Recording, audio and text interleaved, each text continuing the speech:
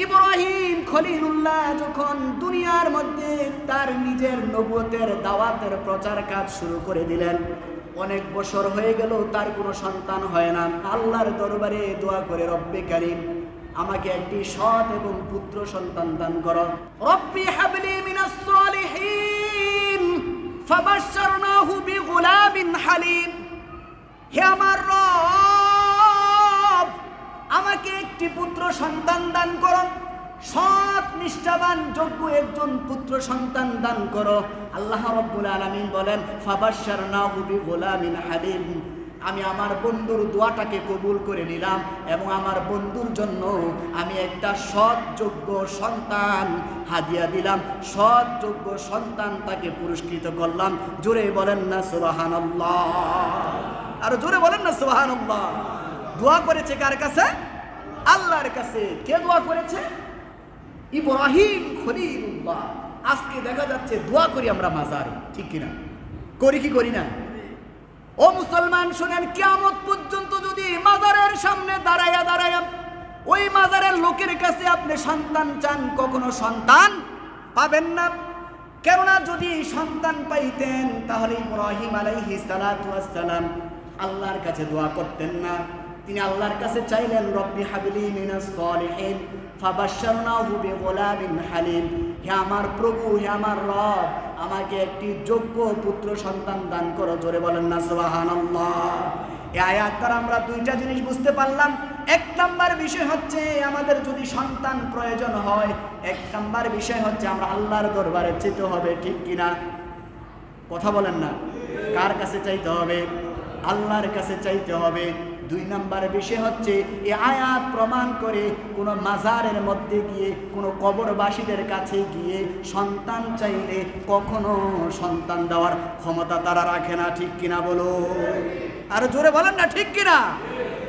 ও মুসলমান ভাইরা, প্রশ্ন রাখতে পারেন, হুজুর তাহলে কি আমরা মাজারে যাব না? আমরা কি কবর জিয়ারত করব না? আমরা কি ওলি আল্লাহকে ভালোবাসবো না? ও মুসলমান, আমি সেটা বলি নাই। আপনি কবরে যাবেন, মাজারের কাছে যাবেন, ওলি আল্লাহর কবর জিয়ারত করবেন, কোনো সমস্যা নাই। জিয়ারত করা হচ্ছে সুন্নাত। ওই জিয়ারত করা অবস্থায় ওলি আল্লাহর উসিলা দিয়ে একমাত্র চেতে হবে, কেবলমাত্র চাইতে হবে রব্বে কারিমের কাছে। বলেন না সুবহানাল্লাহ। ওলি আল্লাহর উসিলা দিয়ে আপনি আল্লাহর দরবারে চাইতে পারবেন, কিন্তু সরাসরি ভাবে ওই কবরের কাছে গিয়ে ওলির কাছে বলতে পারবেন না বাবা, ওলির কাছে গিয়ে বলতে পারবেন না বাজান, ওলির কাছে গিয়ে বলতে পারবেন না শায়েখ আমাকে একটা সন্তানের ব্যবস্থা করে দেন। যখন আপনি বলবেন সঙ্গে সঙ্গে ইসলাম থেকে খারেজ হয়ে যাবেন, মুরতাদার কাফের মুশরিক হয়ে যাবেন। জোরে বলেন না নাউজুবিল্লাহ। এই জন্য আজকে আমরা সরাসরি চলে যাচ্ছি প্রাচীনকাল থেকে কুরবানি হওয়ার ইতিহাস কি। আগে আমাদের জানতে হবে কুরবানি কি। কুরবানি মানে হচ্ছে আল্লাহর রাস্তায় আল্লাহর নামে নিজের প্রিয় জিনিসটা, পছন্দের জিনিসটা আল্লাহর নামে জবাই করা বা উৎসর্গ করে দেওয়া। বলেন না সুবহানাল্লাহ। কার নামে? কার নামে? আল্লাহ তাআলার নামে আমার নিজের পছন্দের জিনিসটা, নিজের প্রিয় জিনিসটা আমি আল্লাহর নামে উৎসর্গ করে দিব, আল্লাহর রাস্তায় কুরবান করে দিব, জবাই করে দিব। বলেন না সুবহানাল্লাহ। এই কুরবানিটা প্রাচীন কাল থেকে কখন থেকে আসছে, এটার সূত্রপাত কোথায় থেকে? 1,24,000 মতান্তরে 2,24,000 নবী রাসূলদের মধ্য থেকে সর্বপ্রথম যে নবী এবং রাসূল ছিলেন তিনি হচ্ছেন সাইয়্যিদিনা আদম সফিউল্লাহ। বলেন না সুবহানাল্লাহ। নাম কি? সাইয়্যিদিনা আদম সফিউল্লাহ। সাইয়্যিদুল শব্দের অর্থ হচ্ছে নেতা।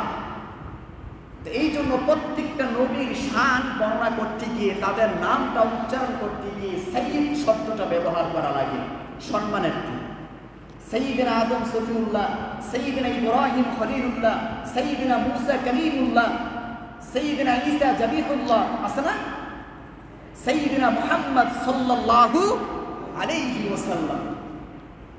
তা আমাদের আদি পিতা, আদি মানে পূর্ব যুগ, প্রাচীন যুগ, প্রাচীন যুগের যে পিতা আমরা যার অধীনে দুনিয়ার মধ্যে আসলাম, 1,24,000 মতান্তরের 2,24,000 নবী রাসূলদের মধ্য থেকে দুনিয়ার মধ্যে আল্লাহ রাব্বুল আলামিন যাকে সর্বপ্রথম পাঠাইলেন যার সন্তান হিসাবে আমাদেরকে দুনিয়ার মধ্যে পাঠাইলেন, তিনি হচ্ছেন সাইয়্যিদিনা আদম সফিউল্লাহ। বলেন না সুবহানাল্লাহ। আদম সফিউল্লাহ এবং মা হাওয়া আলাইহিস সালাতু ওয়াস সালামকে আল্লাহ রাব্বুল আলামিন যখন বেহেশত থেকে, জান্নাত থেকে দুনিয়ার মধ্যে পাঠিয়ে দিলেন, দুনিয়ার মধ্যে পাঠানোর উপরে আল্লাহ রাব্বুল আলামিনের সিস্টেম, আল্লাহ রাব্বুল আলামিনের নিজাম, আল্লাহ রাব্বুল আলামিনের পদ্ধতি ছিল এক জোড়ায় জোড়ায় আদম সফিউল্লাহর ঘরের মধ্যে সন্তান জন্মগ্রহণ করা। বলেন না সুবহানাল্লাহ। কিসে কিসে? জোড়ায় জোড়ায়। কিসে কিসে? জোড়ায়, একবারে দুইজন। এই জোড়ায় জোড়ার মধ্যে, এক জোড়ার মধ্যে একজন ছেলে একজন মেয়ে। বলেন না সুবহানাল্লাহ। একজন ছেলে একজন মেয়ে, কত সুন্দর সিস্টেম না? দুইজন ছেলে না, কিন্তু একজন ছেলে একজন মেয়ে। তা আল্লাহ রাব্বুল আলামিনের ওই সময়ের শরিয়া ছিল নিজের বোনকে নিজে বিবাহ করতে পারত। বলেন না সুবহানাল্লাহ। নিজের বোনকে নিজে বিবাহ করতে পারত, কিন্তু আমার আপনার শরীয়তের মধ্যে আল্লাহ রাব্বুল আলামিন সেটাকে কি করেছেন? হারাম করে দিয়েছেন। আল্লাহ রাব্বুল আলামিন সাইয়্যিদিনা আদম সফিউল্লাহ দুনিয়ার মধ্যে পাঠার পরে আল্লাহ রাব্বুল আলামিন সাইয়্যিদিনা আদম সফিউল্লাহ এবং মা হাওয়া আলাইহিস সালাতু ওয়াস সালামের উদরের মধ্যে জোড়ায় জোড়ায় দুনিয়ার মধ্যে সন্তান জন্মগ্রহণ করত। আল্লাহ রাব্বুল আলামিনের শরীয়ত হচ্ছে, হুকুম হচ্ছে, প্রথম জোড়ার সন্তান হবে একজন ছেলে একজন মেয়ে, দ্বিতীয় জোড়ার সন্তান হবে একজন ছেলে একজন মেয়ে। শরিয়ার হুকুম হচ্ছে প্রথম জোড়ার ছেলে দ্বিতীয় জোড়ার মেয়ের সাথে বিবাহ বন্ধনে আবদ্ধ হওয়া।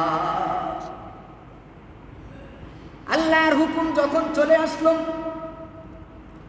সাইয়্যিদিনা আদম সফিউল্লাহর ঘরের মধ্যে দুই জোড়া সন্তান জন্মগ্রহণ করার পরে আল্লাহ রাব্বুল আলামিন হুকুম করে দিলেন, আদম তোমার প্রথম সন্তানদের মধ্য থেকে ছেলে এবং দ্বিতীয় সন্তানদের মধ্য থেকে মেয়েকে একসাথে বিবাহ বন্ধনে আবদ্ধ করে দাও। আল্লাহ রাব্বুল আলামিনের হুকুম যখন পয়গম্বর আদম সফিউল্লাহ পালন করার জন্য তার পুত্রদেরকে নির্দেশ করলেন, আল্লাহ রাব্বুল আলামিনের শরিয়া হচ্ছে, হুকুম হচ্ছে, আমার পয়গম্বরের প্রথম যে দুনিয়ার মধ্যে দুইজন সন্তান আসছে, এই দুইজন সন্তানের ছেলে দ্বিতীয় সন্তানদের মেয়ের মধ্যে বিবাহ বন্ধনে আবদ্ধ হওয়ার হুকুম আল্লাহ রাব্বুল আলামিন বর্ণনা করেছেন। সন্তানদের কাছ থেকে যখন এই জিনিসটা বর্ণনা করলেন, বর্ণনা করার পরে সন্তানরা মানতে চাইলেন না। দুই ঘরের মধ্যে দুইজন পুত্র সন্তান হলেন, একজনের নাম হচ্ছে কাবিল আর একজনের নাম হচ্ছে হাবিল। বলেন না সুবহানাল্লাহ। কাবিল ছিল কাফের। কি ছিল? কাবিল ছিল কাফের, মুশরিক এবং নাস্তিক, আর হাবিল ছিল মুত্তাকি, ফরহেজগার বান্দা। বলেন না সুবহানাল্লাহ। মুত্তাকি মানুষগুলা সবসময় আল্লাহর প্রেমিক হয়। কাবিল আল্লাহর দুশমন ছিল। কাফের হওয়ার পরে তার বাবা আদম সফিউল্লাহ যখন এই নিয়মের কথা বললেন, এই শরীয়তের কথা বললেন, কাবিল মানতে পারলেন না, কাবিল মানতে চাইলেন না। তিনি ভাবলেন, আমি যেই ঘরের মধ্যে জন্মগ্রহণ করেছি, যেই সময় জন্মগ্রহণ করেছি, আমার সাথে যেই বোন, আমার বোন দুনিয়ার মধ্যে তাশরীফ এনেছে, জন্মগ্রহণ করেছে, এই বোনটা ছিল সুন্দর, দেখতে সুন্দর, রূপসী। আর তার ভাই হাবিলের সঙ্গে যেই বোনটা দুনিয়ার মধ্যে জন্মগ্রহণ করেছে, ওই বোনটা ছিল কালো কুচ্ছিত, যার কারণে হাবিলের ওই বোনটার সাথে বিবাহ করাটাকে তার পছন্দ হয় না। আমরা সকলে সুন্দরের পাগল, ঠিক না? যেন সুন্দর ফর্সা আছে, কি আছে তার ভিতরে, কি নাই তার ভিতরে সেটা দেখি না। সুন্দর দেখছি, পাগল হয়ে যায়, পরবর্তীতে খারাপ হলে নিজের কুফালের মধ্যে নিজে থাবড়ায়। ঠিক কিনা? জোরে বলেন না ঠিক কিনা? বংশ দেখি না, সুন্দরটা এত সুন্দর লাগে, সুন্দরের মধ্যে পাগল হয়ে যায়। পরবর্তীতে যখন এই সুন্দর মেয়েটা, এই সুন্দর মানুষটা যখন আমার সাথে অন্যায় অপরাধ করে, তখন আমি চিন্তা করি, হায় রে আমি কি করলাম? আমি যদি একটু বংশটা দেখতাম, আমি যদি তার পূর্বপুরুষের কাসালত দেখতাম, তাহলে আজকে আমার এই দুঃখে দুঃখিত হতে হতো না, ঠিক কিনা? হাবিলের পরে হাবিল যখন একসাথে জন্মগ্রহণ করলেন, তার বোনটা ছিল কুচ্ছিত কালো। কাবিল যেই সময় জন্মগ্রহণ করেছে, তার সাথে যে বোন জন্মগ্রহণ করেছে, ওই বোনটা ছিল ফর্সা। নিয়ম অনুযায়ী কাবিল বিবাহ করবে হাবিলের বোনকে, আর হাবিল বিবাহ করবে কাবিলের বোনকে, ঠিক কিনা? কিন্তু হাবিল মানলো, কাবিল মানলো না, আল্লাহর হুকুমকে অমান্য করলেন। সাইয়্যিদুনা আদম সফিউল্লাহ যখন এই কথা বললেন, তার ছেলেগুলো মানত না, কাবিল মানল না। আদম সফিউল্লাহ বললেন, হে আমার ছেলেরা শোনো, তাহলে তোমাদের মধ্যে একটা পরীক্ষা হয়ে যায়। তোমরা আল্লাহর রাস্তায়, আল্লাহর দরবারে তোমরা দুইটা কুরবানি করো, দুইটা পশু কুরবানি করো। মুহাদ্দিসিনে কেরাম দুইটা মত দিয়েছেন। কেউ বলেছেন একজনে দুম্বা কুরবানি করেছেন, আরেকজনে কিছু জিনিসপত্র কুরবানি করেছেন। কুরবানি যখন করলেন, এই কুরবানির ঘটনাটাকে আল্লাহ রাব্বুল আলামিন সূরাতুল মায়েদার 27 নম্বর আয়াতের মধ্যে আল্লাহর হাবিব সাল্লাল্লাহু আলাইহি ওয়াসাল্লামকে উদ্দেশ্য করে বলেন, হে আমার বন্ধু, হে আমার দোস্ত হাবিব, আপনি সাহাবীদের কাছে বর্ণনা করেন আদম সফিউল্লাহর দুইজন ছেলের, দুইজন পুত্র সন্তানের কুরবানিটার ইতিহাসটা আপনি তাদের কাছে বর্ণনা করেন। জোরে জোরে বলেন না সুবহানাল্লাহ। আল্লাহ রাব্বুল আলামিন কুরআনুল কারীমের সূরাতুল মায়েদার 27 নম্বর আয়াতের মধ্যে আল্লাহ রাব্বুল আলামিন কত সুন্দর করে ঘোষণা করে দিলেন, ওয়াতলু আলাইহিম নাবা আবনাই আদম বিল হক। হে হাবিব, আপনি তাদের কাছে বর্ণনা করেন। কি ব্যাপারে বর্ণনা করবেন, কি গল্প তাদের কাছে বলবেন, আমি বলে দিচ্ছি। গল্পটা হচ্ছে আমার পয়গম্বর আদম সফিউল্লাহর দুইজন পুত্রের যে কুরবানির ইতিহাস, ওই কুরবানির ইতিহাসটা আপনি আপনার সাহাবীদের সামনে বর্ণনা করেন। জোরে বলেন না সুবহানাল্লাহ। তারপরে তিনি বলতেছেন, ইজ কররাবা কুরবানান, তারা দুইজনে দুইটা কুরবানি করলাম। কি করলাম? দুইটা কুরবানি করলাম। কুরবানি করার পরে পাতুকাব্বিলা মিন আহাদিহিমা, আমি তাদের থেকে একজনের কুরবানিকে, আহাদিহিমা আমি তাদের একজনের কুরবানিকে কবুল করে নিলাম, আরেকজনের কুরবানিকে আমি কবুল করি নাই। বলেন না সুবহানাল্লাহ। একজনের কুরবানিকে কবুল করলেন। হাদিস সাক্ষী দেয় আল্লাহ রাব্বুল আলামিন হযরত হাবিল আলাইহিস সালাতু ওয়াস সালামের হাবিলের কুরবানিটাকে কবুল করে নিয়েছেন, আর কাবিলের কুরবানিটাকে কবুল করেন না।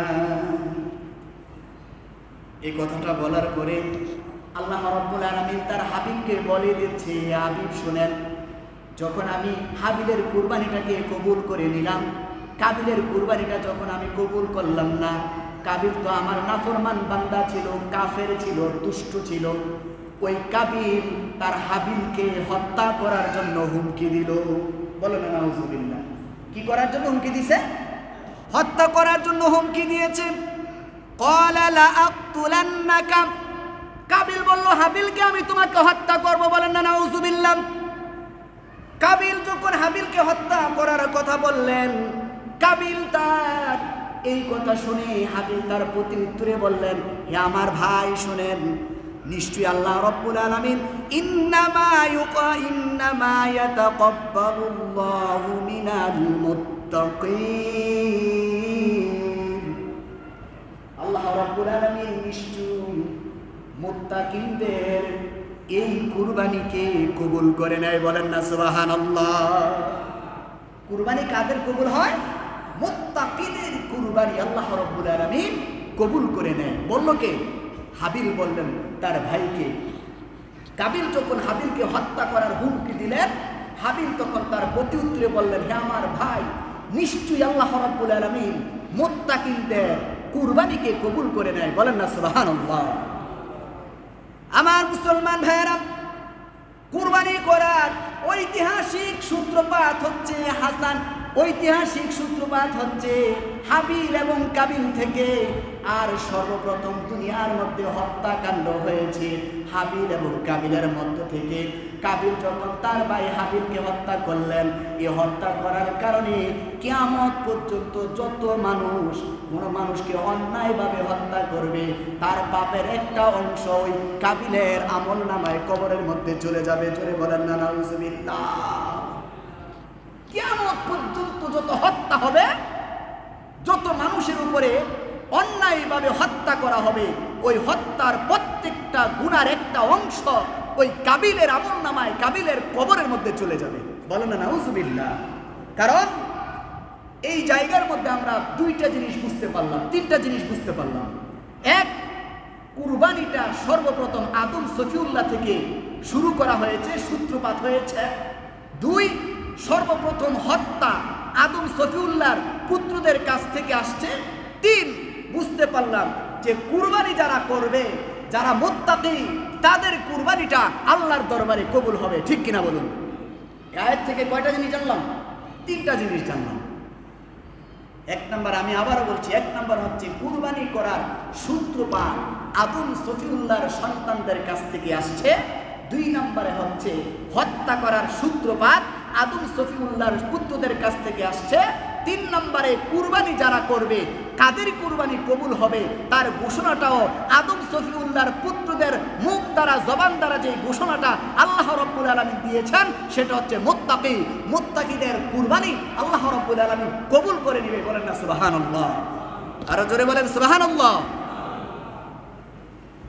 আমার মুসলমান ভাইরা, শুধু তাই নয়, এখন প্রশ্ন আসে, সাইয়্যিদনা আদম সফিউল্লাহ থেকে সূত্রপাত হলো কুরবানি করা।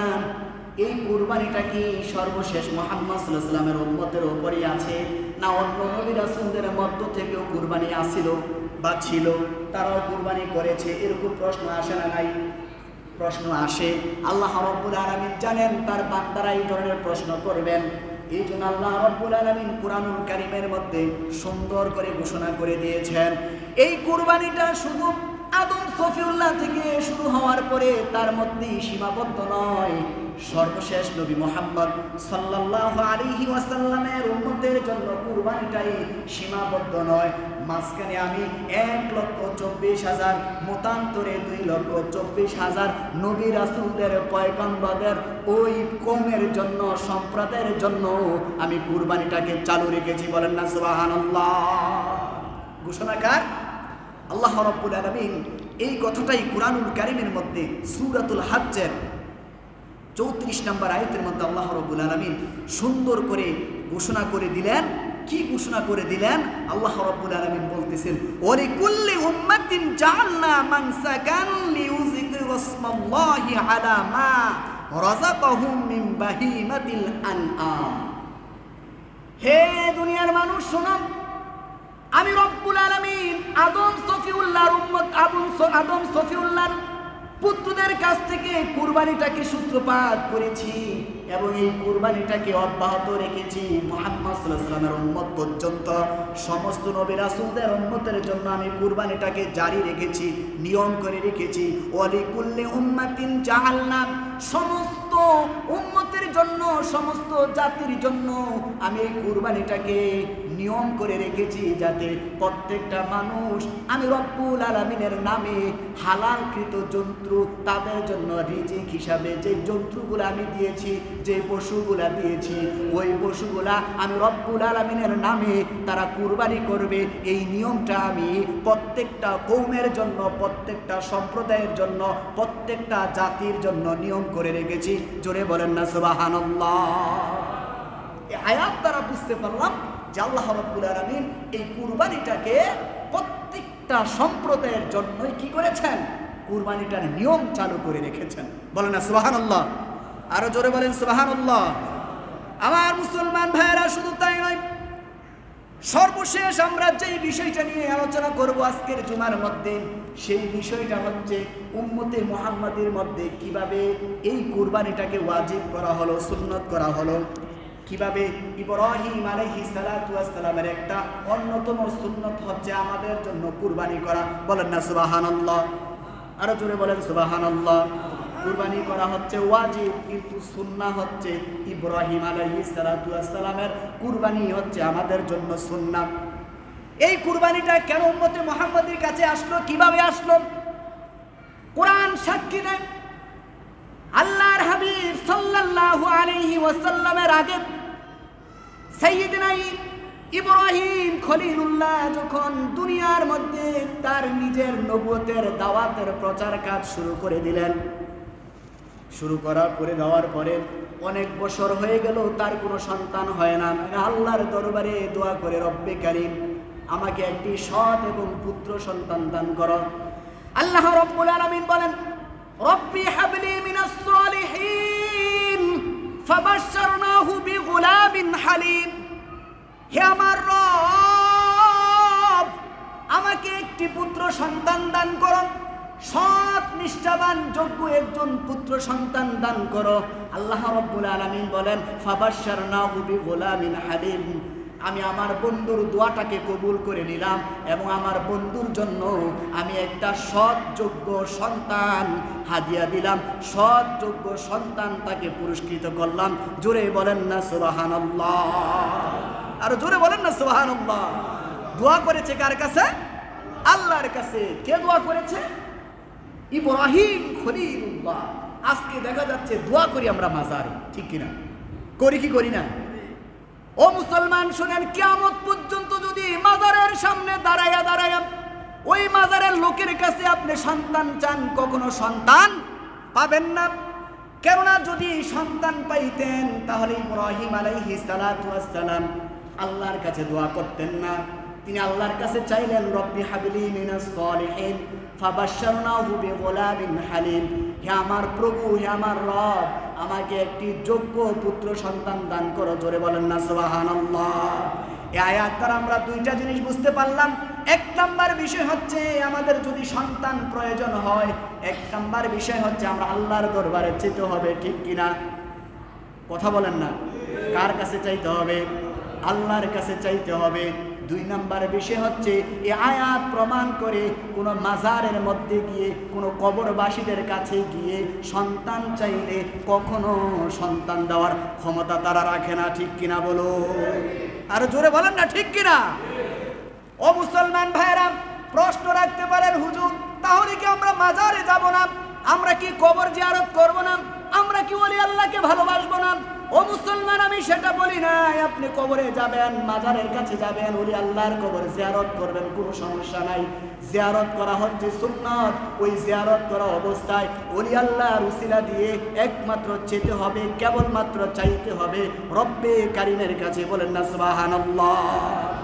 ওলি আল্লাহর উসিলা দিয়ে আপনি আল্লাহর দরবারে চাইতে পারবেন, কিন্তু সরাসরি ভাবে ওই কবরের কাছে গিয়ে ওলির কাছে বলতে পারবেন না বাবা, ওলির কাছে গিয়ে বলতে পারবেন না বাজান, ওলির কাছে গিয়ে বলতে পারবেন না শায়েখ আমাকে একটা সন্তানের ব্যবস্থা করে দেন। যখন আপনি বলবেন, সঙ্গে সঙ্গে ইসলাম থেকে খারেজ হয়ে যাবেন, মুর্তাদার কাফের মুশরিক হয়ে যাবেন। জোরে বলেন না নাউজুবিল্লাহ। যদি চাইতে হয় আল্লাহর দরবারে চাইতে হবে। শিক্ষা দিয়েছেন ইব্রাহিম আলাইহিস সালাতু ওয়াস সালাম। তিনি বলতেছেন, রব্বি হাবলি মিনাস সালিহিন ফাবাশশারনাহু বিগুলামিন হালিম। হে আমার রব, আমাকে একজন যোগ্য পুত্র সন্তান দান করো। আল্লাহ রাব্বুল আলামিন তার দোয়াটা কবুল করেছেন। সেটা আবার পরের আয়াতের মধ্যে বলেন, ফাবাশশারনাহু বিগুলামিন হালিম। আমি আমার বন্ধু ইব্রাহিম খলিলুল্লাহর দোয়াটাকে কবুল করে নিলাম, আর আমার পক্ষ থেকে আমি ইব্রাহিমকে একটা পুত্র সন্তান দান করলাম, যেই পুত্র সন্তানের নাম হচ্ছে সাইয়্যিদনা ইসমাঈল আলাইহিস সালাতু ওয়াস সালাম। ঠিক কিনা? কে কাকে দান করা হয়েছে? বড় সন্তান হচ্ছে সাইয়্যিদনা ইসমাঈল আলাইহিস সালাতু ওয়াস সালাম। রব্বুল আলামিন তার দোয়া কবুল করে ইসমাঈল আলাইহিস সালাতু ওয়াস সালামকে সন্তান দিলেন। সন্তান দেওয়ার পরে আল্লাহর তরফ থেকে আবার হুকুম আসলো, তুমি তোমার এই সন্তানকে আর সন্তানের মাকে আজ যে জায়গার মধ্যে মক্কা শরীফ, ওই মক্কাতে নিয়ে রেখে আসো। ঠিক কিনা? কার হুকুম? কার হুকুম? আল্লাহর হুকুম হচ্ছে, তুমি এই সন্তান আর এই সন্তানের মাকে বাইতুল্লাহর কাছে নিয়ে রেখে আসো। তার সাথে থাকবে কিছু খাজুর আর এক মুষ্ক পানি থাকবে। এই পানি দিয়ে তাদেরকে মরুভূমির মধ্যে রেখে আসো। ওই মরুভূমির মধ্যে যখন সাইয়্যিদনা ইসমাঈল আলাইহিস সালাতু ওয়াস সালাম আর তার মা হাজেরাকে রেখে আসলেন। আসার পরে হাজেরা বললেন, হে আমার স্বামী ইব্রাহিম খলিলুল্লাহ, এই মরুভূমির মধ্যে কোনো মানুষ নাই, কোনো গাছপালা নাই, কোনো পশু পাখি নাই, কোনো মানুষের কোনো ছায়া পাচ্ছি না, কোনো মানুষের কোনো শব্দ পাচ্ছি না, কোনো পশু পাখির কোনো শব্দ পাচ্ছি না। এই মরুভূমির মধ্যে মা আর ছেলেকে কেন রেখে যাচ্ছেন? এটা কি আল্লাহর হুকুম নাকি?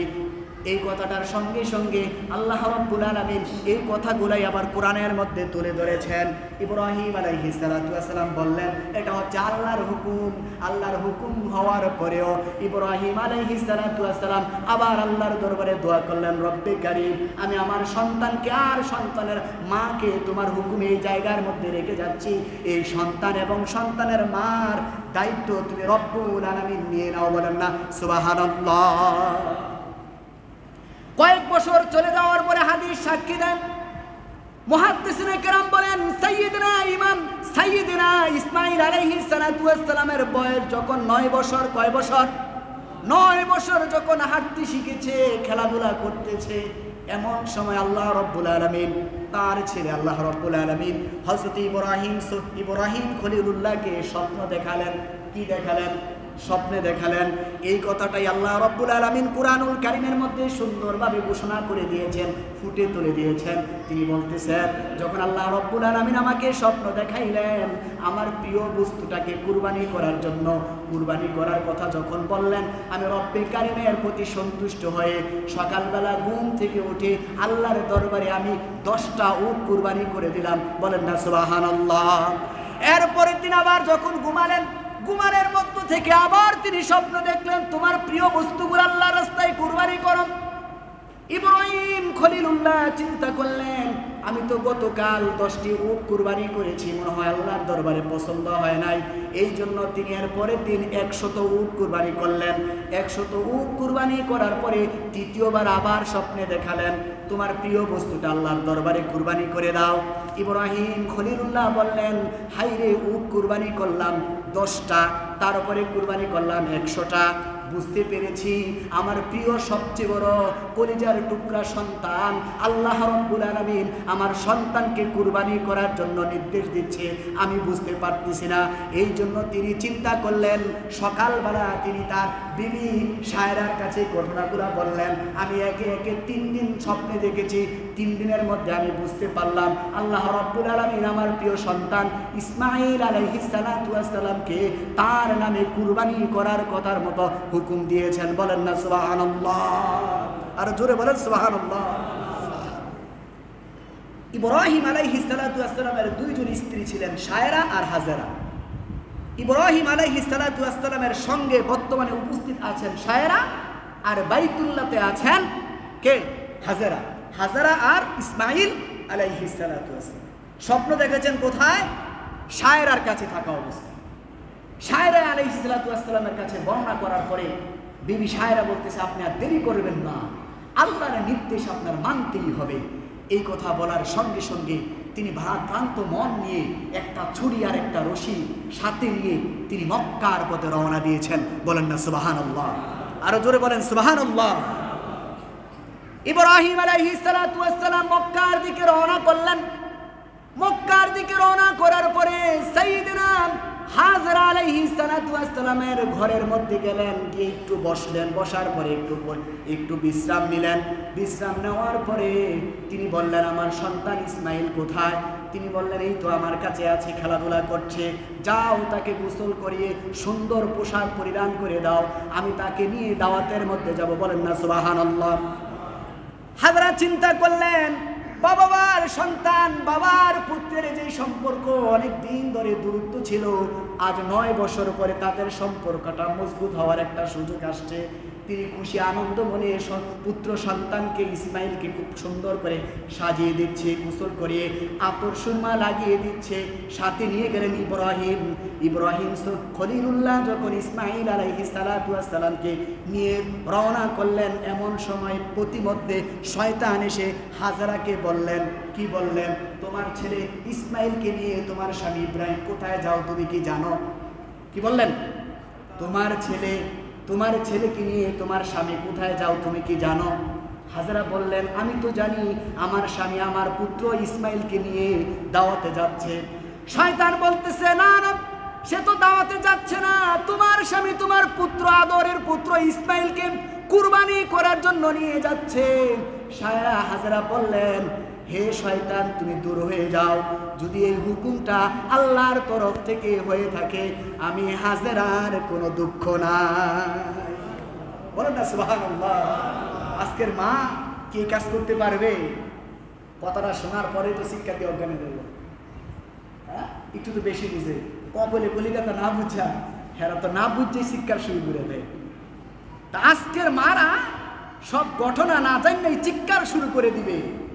কিন্তু নবীর পয়গম্বরদের স্ত্রীরা কতটা আল্লাহ ভীরু ছিলেন, তারা কোনো ধরনের কোনো প্রশ্ন করলেন না, এক কথাই বলে দিলেন, আল্লাহ যদি সন্তুষ্ট থাকে আমার কোনো সমস্যা নেই। শয়তান যখন মার কাছে আশ্রয় পেলেন না, ইব্রাহিম আলাইহিস সালাতু ওয়াস সালামের পিছনে ইসমাইল হাঁটতেছে, পিছন থেকে শয়তান বলতেছে, ইসমাইল তুমি কোথায় যাও তুমি কি জানো? ইসমাইল বলতেছে, আমার বাবার সাথে আমি দাওয়াতে যাচ্ছি। শয়তান বলতেছে, না না, তোমার বাবাকে আল্লাহ রব্বুল আলামিন হুকুম করেছে তোমাকে কুরবানি করার জন্য। ইসমাইল আলাইহিস সালাতু ওয়াস সালাম বলেন, যেমন মা তেমনই সন্তান, ঠিক কিনা বলেন? ইসমাইল বলেন, আমার আল্লাহ রব্বুল আলামিন যদি খুশি হয়ে যায় তার দরবারে আমি কুরবান হয়ে যাব, আমার কোনো সমস্যা নাই। বলেন না সুবহানাল্লাহ। তো ইব্রাহিম আলাইহিস সালাতু ওয়াস সালামকে এই কথাটা ইসমাইল আলাইহিস সালাতু ওয়াস সালাম বললেন।